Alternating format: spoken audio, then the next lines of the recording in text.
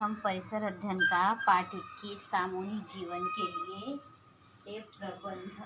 सामूहिक जीवन मतलब सामूहिक जो हम समूह में रहते हैं उस जीवन के बारे में ये कहा गया है। सामूहिक जीवन के लिए प्रबंध।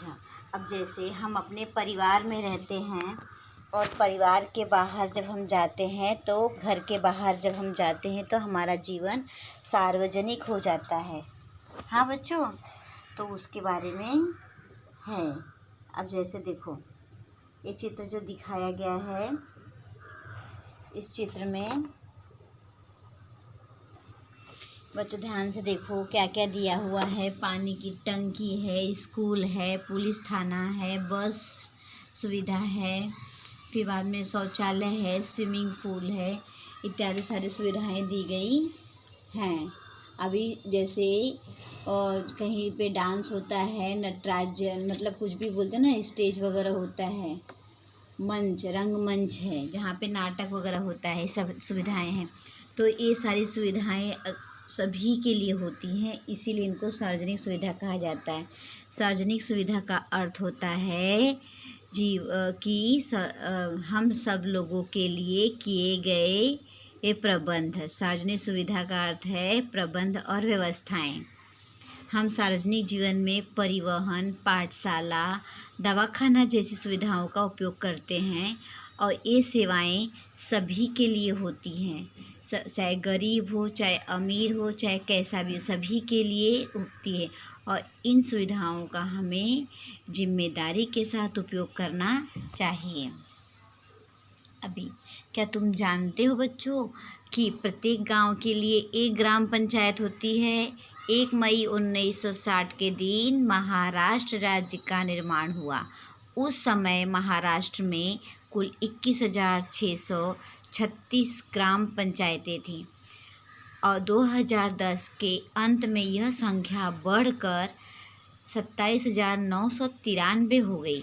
ग्राम पंचायत की स्थापना होने के लिए ये संबंधित गांव की जो जनसंख्या है वहाँ के लोग 500 होना आवश्यक होता है। जनसंख्या 500 से कम होने पर 2-3 गांवों को मिलाकर सामूहिक ग्राम पंचायत तैयार की जाती है। अभी यहाँ देखो बच्चों दिया हुआ है स्थानीय शासन संस्था तुम्हारे परिसर में कौन सी सेवाएं प्रदान करती है। जैसे हम जहाँ जिस परिसर में रहते हैं जो वहाँ की देखरेख करती है उनको स्थानीय शासन संस्था कहते हैं। चाहे गांव हो चाहे शहर हो, वहाँ का प्रशासन वहाँ की शासन संस्था ही चलाती है। उसी को स्थानीय शासन संस्था या सरकारी तंत्र कहते हैं। जैसे हुआ कि क्या बोलते रहे, बैंक हो गई, अंतर डाक सेवा हुआ, सहकारी संस्था में कंपनी कारखाने हो गए, दूध की डेयरी हो गई। बड़े शहरों में ये सब सुविधाएं अधिक होती हैं क्योंकि वहाँ पे ज़्यादा अधिक से लोग रहते हैं और रोज़गार के लिए वे वहाँ पे आते हैं और वहाँ पे बस जाते हैं, तो उनके लिए सुविधाएं दी गई हैं।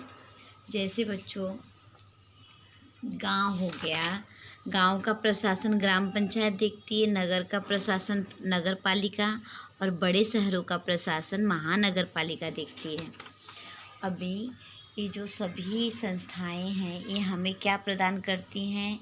स्थानीय संस्था जलपूर्ति तथा सार्वजनिक स्वच्छता इत्यादि की सेवाएं हमें प्रदान करती हैं। उससे भी अधिक सेवाएं होती हैं, लेकिन जैसे तुम बैंक देखा होगा, बैंक में हमारे माता पिता खर्च के बाद बचे हुए धन को बैंक में जमा करते हैं क्योंकि वहाँ उनके पैसे सुरक्षित रहते हैं। पैसों की बचत होती है और आवश्यकता पड़ने पर हम बैंक से पैसे निकाल सकते हैं। बैंक उन्हें आवश्यकता होने पर कर्ज भी देती है। अभी देखो इसमें दिखाया गया है बच्चों डाक सेवा के बारे में। लगभग 400 वर्ष पहले डाक सेवा का निर्माण किस तरह से हुआ। गोलकोंडा नामक स्थान पर प्रत्येक 2-3 मील की दूरी पर छोटी छोटी झोपड़ियाँ होती थीं। पहली झोपड़ी में एक पत्रवाहक रहता था। पत्रवाहक का अर्थ होता है डाक लेकर जाने वाला व्यक्ति, मतलब पत्र लेकर जाने वाला। पहला पत्रवाहक पहली झोपड़ी की पूरी डाक से का थैला लेकर दूसरी झोपड़ी में डाल देता था। वहाँ दूसरा पत्रवाहक थैला लेने के लिए तैयार रहता था। वह पत्रवाहक उस थैली को तुरंत उठाकर दौड़ते हुए अगली झोपड़ी में डाल देता था।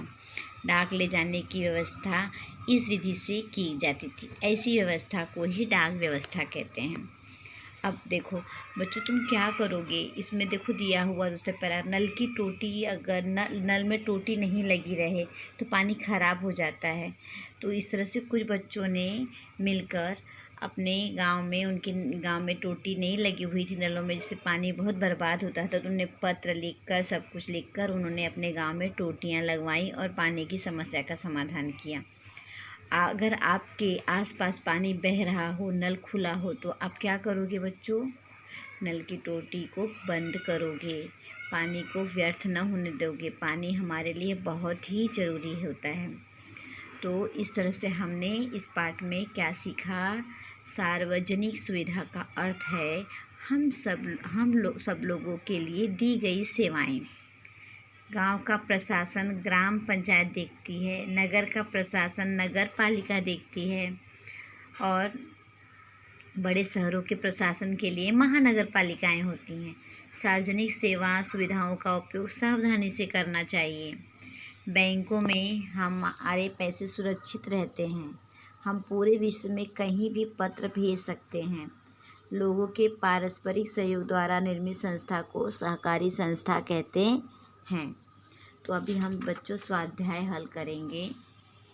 जैसे देखो, अभी सार्वजनिक सुविधा का क्या अर्थ है? सार्वजनिक सुविधा का अर्थ होता है हम सब लोगों के लिए किए गए प्रबंध या व्यवस्था।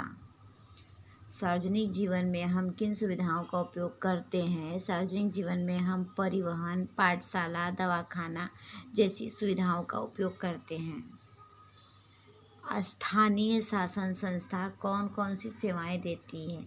स्थानीय शासन संस्था जल की पूर्ति, सार्वजनिक स्वच्छता इत्यादि की सेवाएं देती हैं।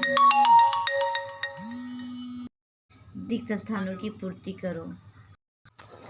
रिक्त स्थानों की पूर्ति करो। जिन्हें आवश्यकता होती है उन्हें लोगों को कर्ज भी देता है। कौन देता है कर्ज? बैंक देता है। कौन देता है? बैंक। रिश्तेदार तथा मित्रों और सहेलियों से संपर्क स्थापित करने के लिए डाक सेवा। लोगों के पारस्परिक सहयोग द्वारा निर्मित संस्थाओं को सहकारी संस्था कहते हैं। दिए गए सांकेतिक वाक्यों के आधार पर तालिका पूर्ण करना है। गांव का प्रशासन देखती है ग्राम पंचायत। नगर का प्रशासन देखती है नगर पालिका। बड़े शहरों का के लिए क्या होती है? महानगर